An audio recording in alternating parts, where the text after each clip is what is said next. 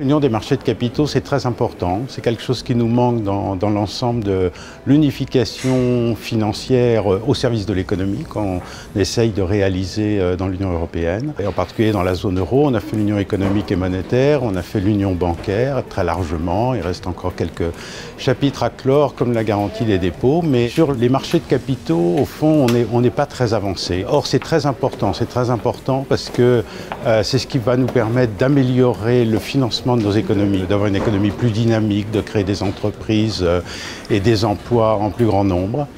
C'est aussi important pour traiter certains problèmes de société. Je pense à la retraite, par exemple. Il est clair que pour avoir des retraites suffisantes dans le futur, il faudra être capable de compléter les systèmes de retraite par répartition, par des étages de capitalisation. Pour ça, on a besoin d'un marché de capitaux qui marche très bien. D'ailleurs, il y a d'autres problèmes comme par exemple l'actionnariat salarié qui suppose aussi qu'on ait des instruments financiers qui soient bien connus, qui soient efficaces. C'est vraiment le moment de réaliser l'union des marchés de capitaux et ça passe par exemple, unifier le droit de la faillite. En réalité, on a beaucoup d'éléments communs aujourd'hui. Ça ne devrait pas être un chantier si compliqué, mais il faut de la volonté politique.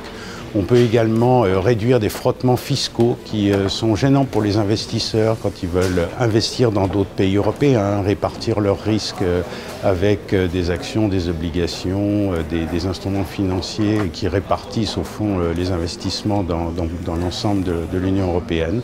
Donc voilà, on a quelques chantiers importants à mener.